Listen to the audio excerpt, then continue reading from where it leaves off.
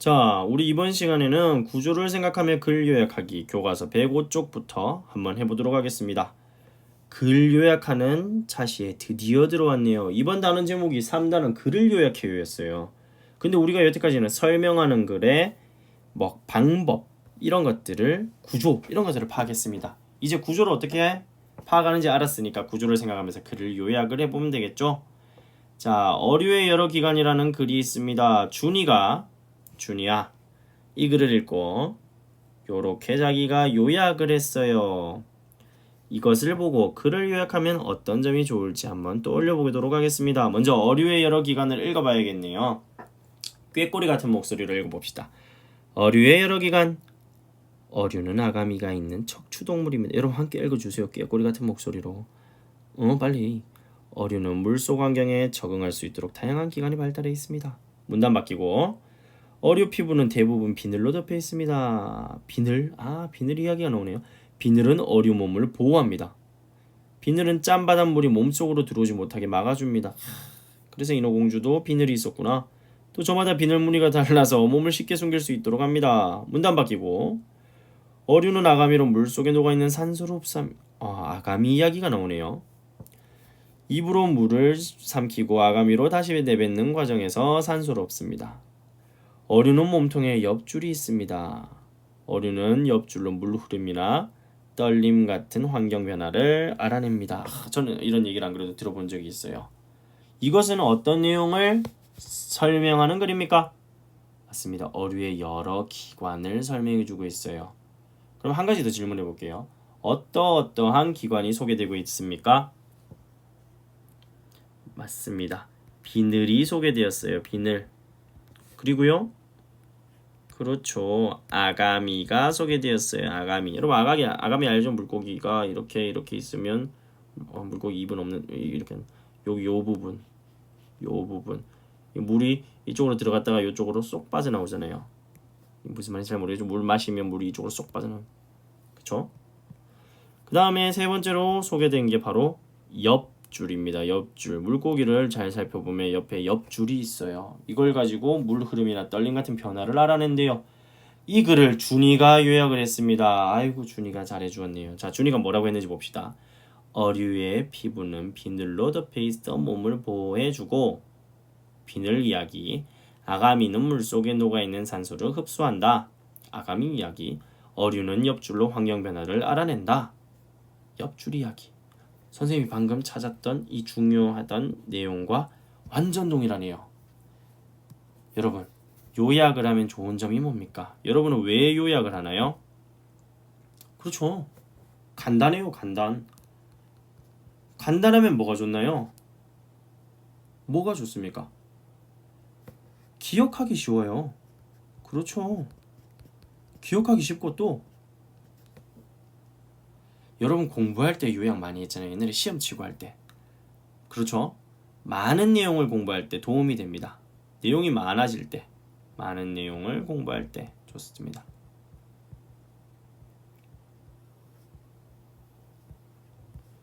또 중요한 것만 요약을 했으니까 중요한 내용만 알기도 쉽게 되겠죠. 쓸데없는 것까지 우리가 다 기억할 수는 없잖아요. 그렇죠? 자, 그렇다면 이제는 글의 구조를 생각하면서 직업과 옷 색깔을 읽어보도록 하겠습니다. 단원을 도입할 때 이 글을 읽기는 읽었어요. 자, 선생님이 방금 했는 것처럼 이 글에서 무엇을 소개하고 있는지, 비늘 아가미와 옆줄처럼 무엇을 소개하고 있는지를, 그리고 어떤 구조를 활용해서 내용을 설명했는지를 한번 살펴볼 필요가 있습니다. 자, 어떤 구조를 사용했는지 우리 한번 생각을 하면서 글을 읽어보도록 하겠습니다. 자, 시작할까요? 직업과 옷 색깔. 사람은 직업에 따라 고유한 색깔 옷을 입기도 한다. 직업의 특성에 따라 특정 색깔의 옷이 일을 하는 데 도움이 되기 때문이다. 문단 바뀌고 1문단. 자, 이제 2문단. 의사나 간호사는 보통 흰색 옷을 입는다. 흰색 옷. 의사 간호사 이야기가 나왔네요. 감염에 민감한 환자들이 있는 병원에서는 위생이 매우 중요한 문제이기 때문이다. 흰색 옷은 옷이 더러워졌을 때 이를 쉽게 알아차릴 수 있게 해준다. 옷을 더럽히지 말라는 게 아니고 더러워진 옷을 빨리빨리 청결하게 갈아입으라는 얘기였구나. 약사나 위생사, 요리사와 같이 청결을 유지하는 일하는 사람들도 마찬가지로 흰색 옷을 입는다. 아, 그렇네요. 요리사도 요리사의 상징 빵모자. 빵모자마저도 흰색입니다. 그렇죠? 계속 글을 읽겠습니다. 법관은 검은색 옷을 입는다. 예전 서양에서는 법관 이야기가 나오네요. 검은색 옷이랍니다. 신분에 따라 입을 수 있는 옷 색깔이 정해져 있었지만 검은색 옷은 누구나 입을 수 있었다. 법관의 검은색 옷은 법 앞에서 모든 사람이 평등하다. 아, 검은색 누구나 입을 수 있으니까 평등하다는 뜻을 나타내고 다른 것에 물들지 않고, 검은색은 물들지 않지요. 오히려 다른 걸 물들이죠. 공정하게 재판해야 한다는 의미를 멋지네요. 군인은 하면서 군인 이야기가 나옵니다. 군인은 문단 바뀌고 자연 주변 환경과 상황에 따라 옷 색깔을 달리하여 입는다. 선생님이 군대를 엄청 오래 갔다 왔거든요. 자, 전투를 벌일 때 적군 눈에 쉽게 띄면 안 되기 때문이다. 예전에 화약 무기는 한 번 사용하면 연기가 자욱하여 적군과 아군을 구분하기 힘들었다. 그래서 따라서 당시에는 강한 원색이라고 말하면 뭐 빨간색, 파란색, 노란색 이런 것처럼 탁 색깔 선명한 것을 이야기합니다. 오늘날에는 기술이 발달하여 군인은 대부분 주변 환경과 구별하기 힘든 색의 옷을 입는다. 맞아요. 나라의 특징, 지형의 특징에 따라 군복의 색깔이 모두 다릅니다. 주변의 색깔에 좀 섞여 들어가서 잘 발견되지 않도록 하는 그런 색깔이죠. 자, 문단 바뀌고 마지막. 사람들은 직업에 따라 입는 옷 색깔이 다양하다. 옷 색깔이 무엇을 뜻하는지 안다면 그 직업을 더 잘 알 수 있다. 자, 이 글을 여러분이 요약할 때 주의해야 할 점은 바로 여기 한번 볼까요? 중요하지 않은 내용은 지우고 색깔을 좀 바꿔볼까? 자, 세부 내용은 대표하는 말로 바꾸어 중심 내용을 정리하면 돼. 세부 내용은 대표하는 말로 바꾼대요. 자, 그리고 글의 구조에 알맞게 틀을 그리고 내용을 정리해보자. 우리가 아까 그런 구조. 그러면 이 글은 어떤 구조로 하면 될까요? 한번 생각을 해보면서 질문에 답을 한번 달아보도록 하겠습니다. 자, 이 글을 읽고 그래서 답을 찾을 수 있는 질문. 제일 쉬운 질문. 여러분, 질문은 여러 가지 종류가 있어요. 글 안에서 찾을 수 있는 거 답을, 글 밖에서 정답을 찾을 수 있는 거, 그리고 글 안에서 답이 정해져 있지 않은 게 또 있어요. 밖에서도 답이 정해져 있지 않은 게 또 있어요. 다시 말하면 글 안에서 답이 정해져 있는 것, 답정. 아, 좋은 말이네. 답정너. 자, 이런 것들은 그냥 글에 있는 걸 물어봐 주면 돼요. 글에 있는 거 아무거나. 법관은 무슨 색 옷을 입나요? 가령 그냥 이런 거. 검은색 옷을 입습니다. 이런 거. 법관은 무슨 색 옷을 입나요?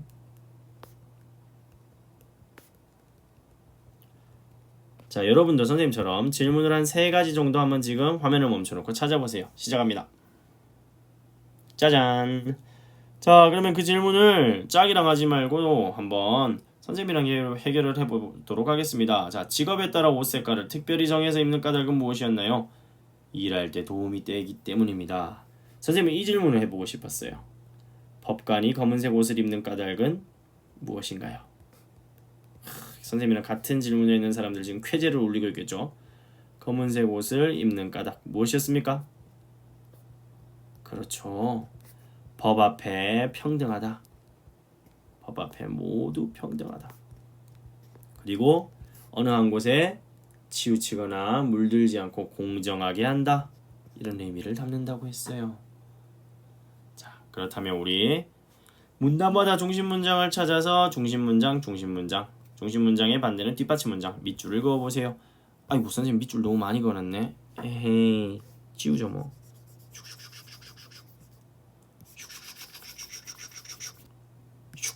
자, 그럼 중심 문장을 한번 찾아보도록 하겠습니다. 어디가 중심 문장인가요? 1문단 한번 살펴볼까요? 1문단은 자, 한번 내용을 살펴보면 어디가 중심 문장이냐면 사람은 직업에 따라 고유한 색깔의 옷을 입기도 한다. 왜냐하면 어떠하기 때문이다. 때문이다는 보통은 중심 문장이 아니에요. 바로 사람은 직업에 따라 고유한 색깔 옷을 입기도 한다라는 게 중심 문장이 되겠습니다. 두 번째는 아까 의사 간호사였죠. 의사나 간호사는 보통 흰색 옷을 입는다. 이게 중심 문장입니다. 세 번째 문단으로 가겠습니다. 아이고, 문단 표시해 줄게요. 2문단, 3문단은 여기까지. 4문단 길고 5문단 여기까지입니다. 3문단은 바로 검은색, 법관의 검은색 옷 이야기였어요. 법관은 검은색 옷을 입는다가 중심 문장이겠지요. 자, 4문단은 군인은 주변 환경과 상황에 따라 옷 색깔을 달리하여 입는다. 그러면서 군인에 대해서 설명을 해주고 있었습니다. 마지막 5문단은 사람들은 직업에 따라 입는 옷 색깔이 다양하다라는 내용이 바로 중심 문장이 되겠죠. 밑줄 그었습니다. 클리어. 이 글에서는 대상을 어떤 방법으로 설명했나요, 여러분? 비교하고 대조했나요? 바로 여러 가지 특징을 어떻게 했어요?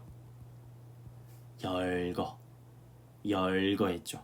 열거 해서 무엇을 설명했냐면 옷 색깔과 직업의 관계를 설명을 해주었습니다. 맞습니까? 자, 그렇다면 이제 5번으로 넘어가 보도록 하겠습니다. 글의 내용을 처음 가운데 끝으로 정리를 해보라고 하네요. 처음 가운데 끝. 여러분 이제 설명하는 글을 볼 때는 처음 가운데 끝으로 나눌 수가 있어야 돼요. 처음은 보통 여러분 1문단 정도라고 생각하면 됩니다. 여기는 무엇에 대한 이야기인지를 설명해 주고 있어요. 무엇에 대한 이야기인가? 그리고 가운데를 우리가 뭐라고 하냐면 본론이라고도 많이 합니다. 본론부터 말해. 이런 얘기 하죠. 이게 주된 내용이에요. 내용. 마지막으로 끝은 무엇이냐? 결론, 마무리, 요약, 정리 등이 들어갑니다. 그래서 보통 마지막 문단이 돼요. 얘는 처음은 1문단이 보통 됩니다. 그러면 여러분이 방금 찾았던 중심 문장을 그대로 적어주면 된다라는 거예요. 자, 그러면 1문단 중심 문장 한번 찾으러 가보겠습니다.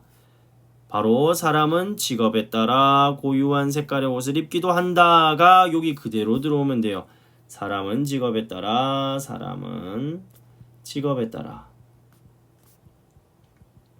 고유한 색깔의 옷을 입기도 한다. 끝은 가기 전에 우리 가운데 한번 봅시다. 가운데에 의사나 간호사 흰색 옷 입는다 나왔어요. 그 다음에 뭐 나왔습니까, 여러분? 이제 다 기억나네요. 법관 나왔어요. 법관 무슨 색 옷? 검은색 옷. 그 이야기가 나와야 되겠죠. 여러분이 그 중심 문장 그대로 적어주면 돼요. 세 번째는 누구 이야기 나왔어요? 군인 나왔죠. 군인 무슨 색 옷? 상황에 따라서 주변 환경과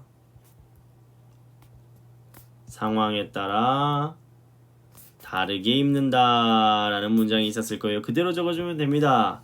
그리고 마지막 끝의 중심 문장이 짜잔 사람들은 직업에 따라 입는 옷 색깔이 다양하다가 그대로 여기에 사람들은 다양하다 들어가주면 됩니다. 그리고 이 내용을 가지고 이제 우리는 간추려 볼 거예요. 여러분 화면을 잠시 멈춰놓고 이것을 가지고 한번 간추려서 써보도록 합니다. 자, 시작. 다 썼습니까? 그러면 한번 해보도록 하겠습니다. 선생님들 이제 손글씨 쓰는 게 쉽지. 자, 손글씨로 써야겠네요. 어쩔 수 없습니다. 자, 사람은 직업에 따라 고유한 색깔 옷을 입는다. 이렇게 한번 써볼게요. 선생님은 의사나 간호사는 보통 흰색 옷을 입고 그리고 법관은 검은색 옷을 입는다. 검은색 옷을 입는다. 자, 여기까지 보면 뭐가 달라졌는지를 한번 보세요. 입는다. 문장이 바뀌는 것을 여기는 입고 이런 식으로 연결이 됩니다. 이제 내용 이 중심 문장을 가지고 요약을 할 때는 여러분이 뭐 그러나 그리고 이런 말들을 넣어주거나 아까 대표하는 낱말로 바꿔주거나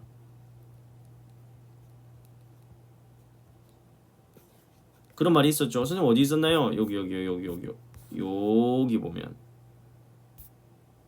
이 친구가 대표하는 말로 바꾸어 중심 내용을 정리하면 돼 라고 얘기를 했어요. 중요하지 않은 내용은 과감하게 생략하면 돼요. 자, 그래서 법관은 검은색 옷을 입는다 해놓고는 군인 이야기 나오네요. 그럴 때 이제 연결하는 말들 이런 걸 넣어주면 좋겠죠. 그리고 군인은 아까 주변 환경과 아우 너희들 쓰는데 힘들겠다. 아우 주변 환경과 상황에 따라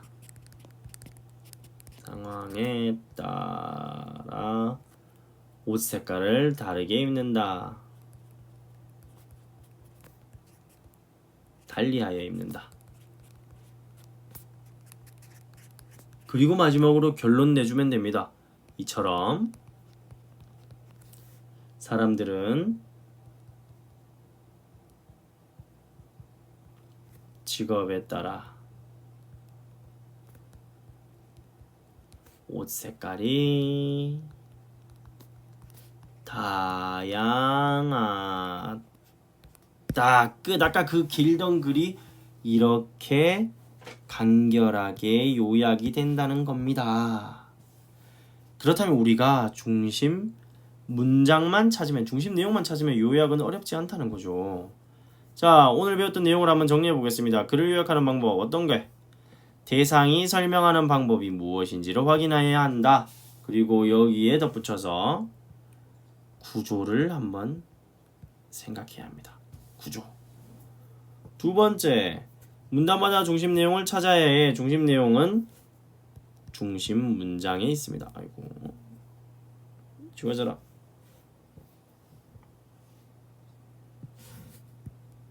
왜 안 지워지니? 중심 문장에 있습니다. 중심 문장. 그리고 중요하지 않은 내용은 지워야겠지라는 것들이 이제 뒷받침 문장들이에요. 얘들은 생략을 해주면 우리가 요약을 할 수가 있습니다. 와, 오늘 길게 한번 알아봤네요. 우리가 실제로 요약을 해보았는데 다음 시간에는 이제 대상을 생각하면서 설명하는 글을 한번 써보도록 하겠습니다. 그러면 오늘 수업을 마칩니다. 여러분 안녕.